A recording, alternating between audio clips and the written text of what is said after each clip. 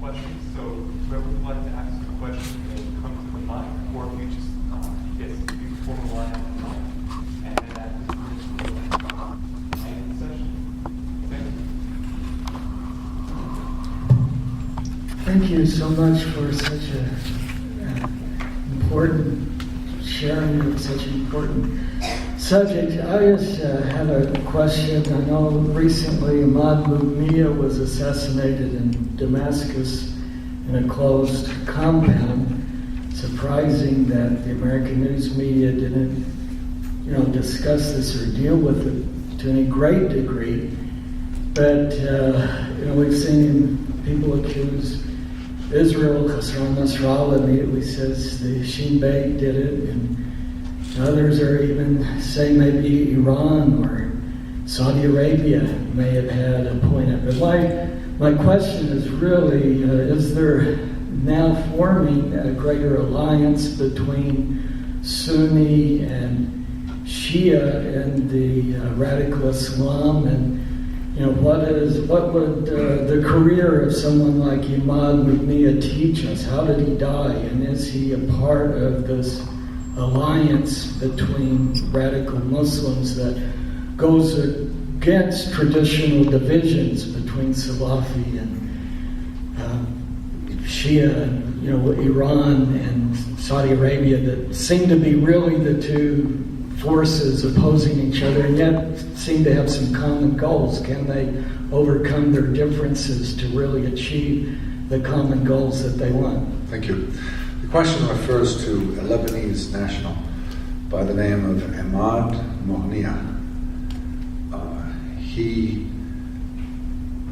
was important not just for the terrorism, he was a terrorist mastermind, not only for the terrorism that he sponsored, but also because he was a Sunni Muslim who was in the pay of the Iranians. He crossed the Sunni-Shiite divide, and as such is a symbol for cooperation between Islamists of a Sunni and Islamists of a Shiite persuasion. Normally they stick to their own. But to put it in larger terms, the term Islamism, like the term communism, is an umbrella term. Communism referred to Stalinism and Titoism and Maoism and the like. Islamism refers to the Wahhabi doctrines coming out of Saudi Arabia, the Muslim Brethren doctrines coming out of Egypt, the Deobandi doctrines coming out of India, the Khomeiniist doctrines coming out of Iran. And while they have similar goals, they have different approaches, as with the communists, and different personnel, different tactics, and so forth.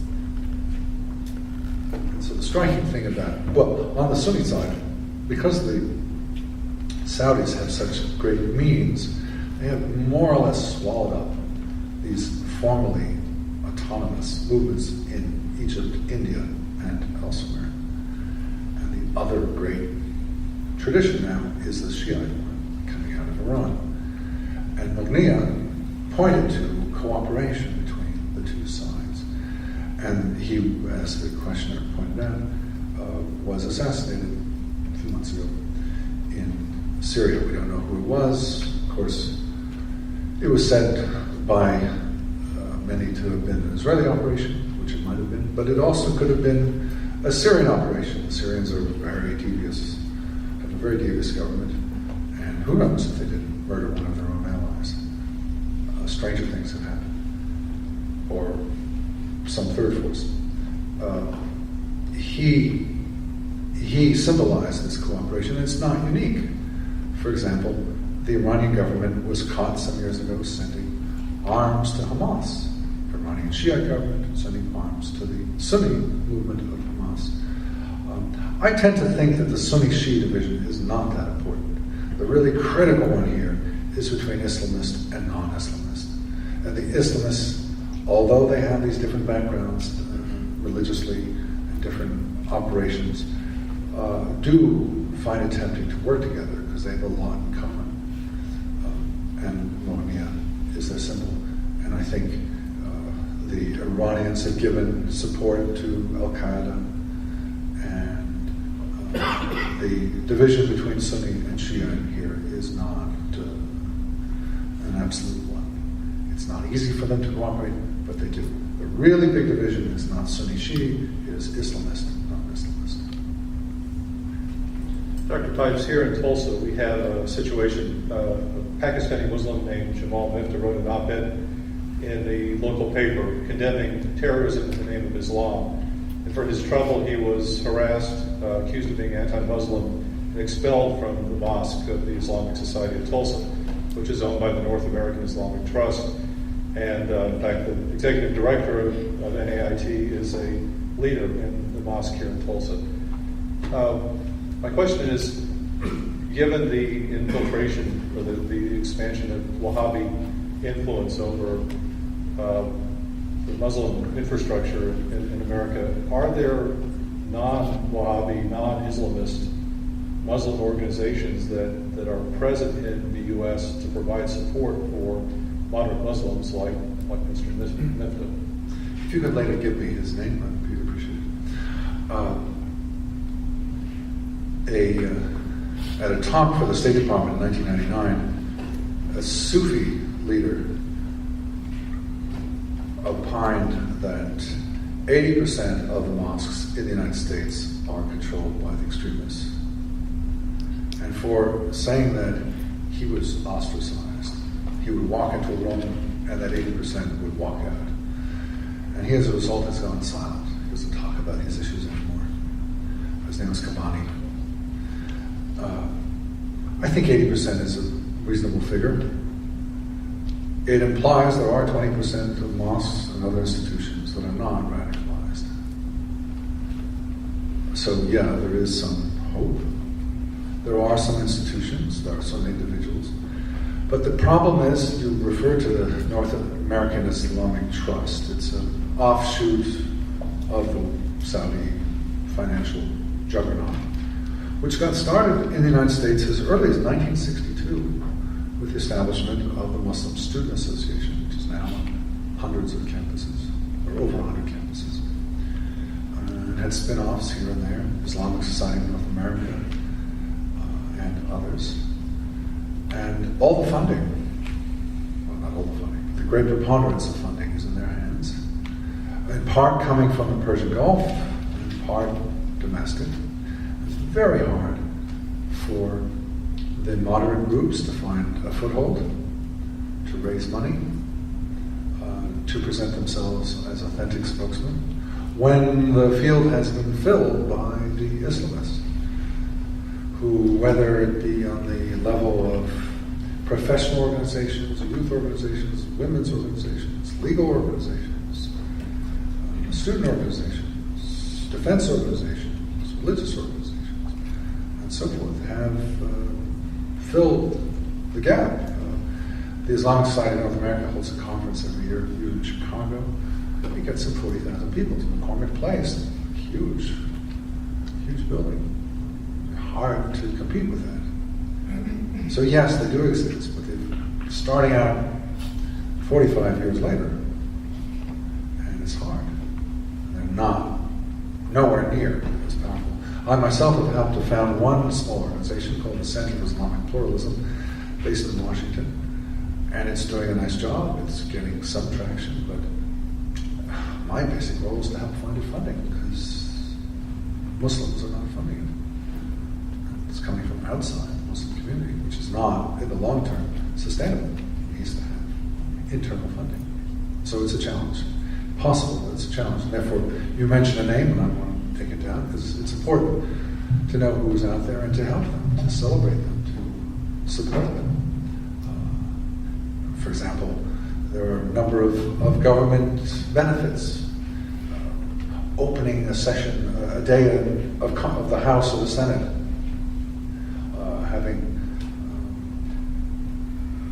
being sent abroad as a representative to explain American Islam. These are important, prestigious benefits. To be named by the FBI as a local community supporter. Many things, and these tend to go all to the wrong people. My favorite example is that of Abdurrahman El Amoudi, a Yemeni immigrant.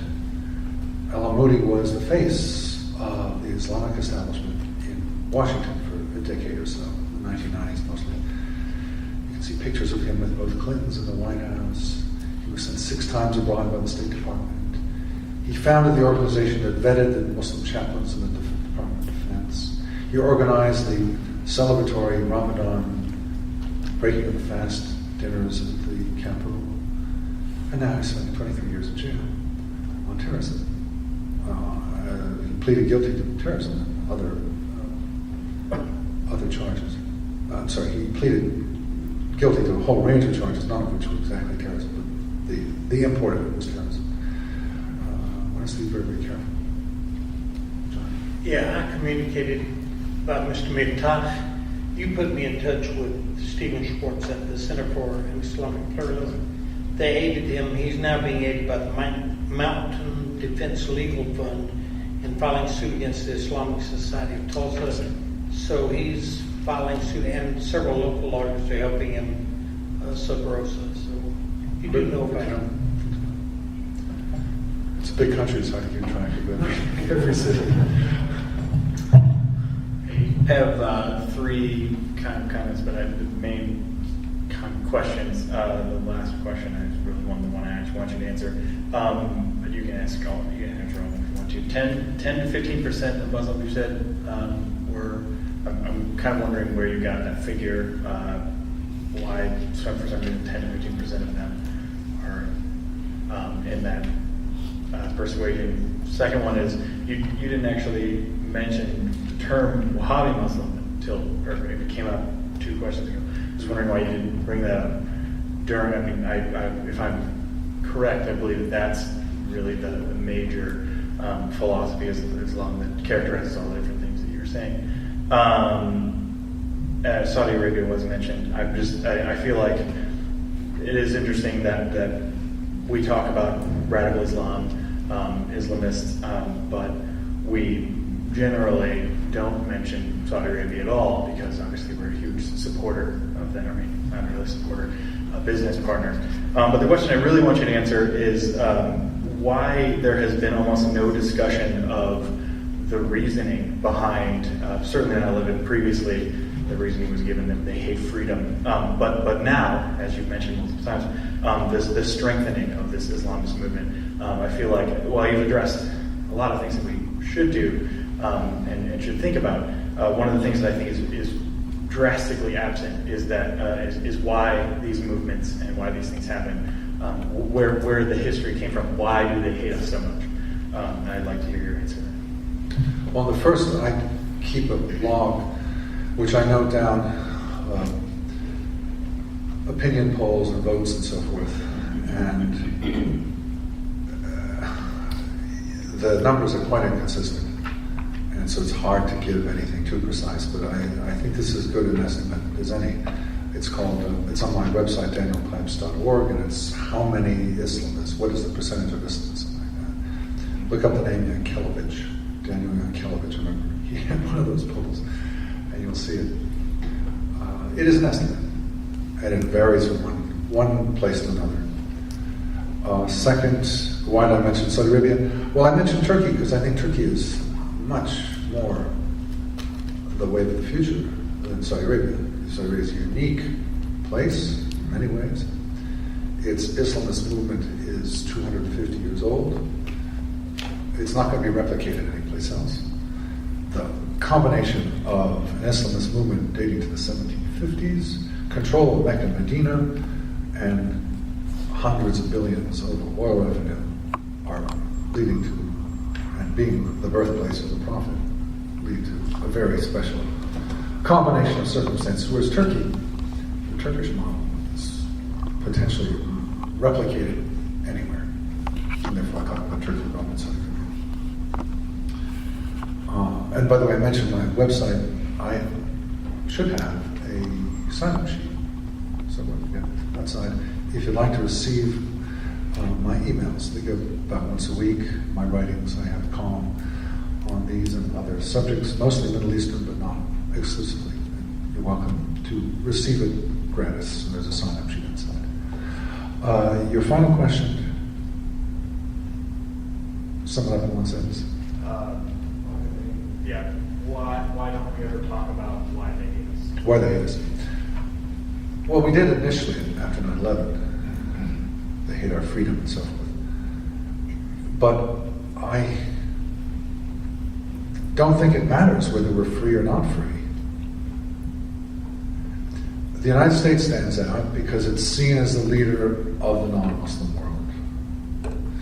It's seen as the puppeteer behind the Muslim rulers who are not Islamist.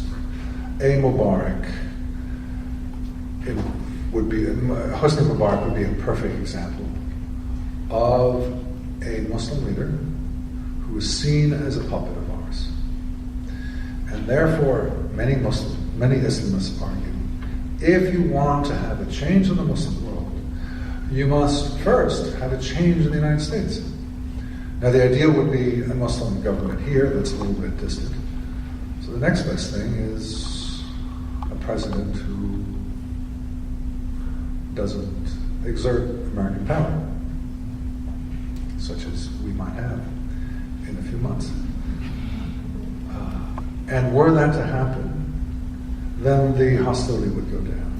But ultimately, so it's two parts. One is that we are seen as behind the non-Islamist rulers in the Muslim world. And secondly, we are a source of great power, cultural power, movies, songs, education, military power, political power, economic power. If they could only get their hands on us, on our system, how strong would they be?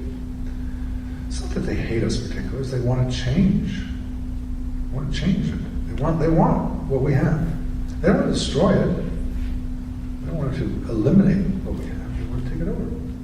And that, I would submit to you, is the goal of the lawful Islamists in this country. Now, they're a long way from achieving it. But just because they're a long way from achieving it does not mean we can ignore it. If you want to get a vision of what the United States might look like in a decade or two, spend a bit of time in the United Kingdom. You can see how the progress of radical Islam is changing the nature of life in a supremely Western country. Thank you. And that concludes our lecture tonight. Let's give one big round of applause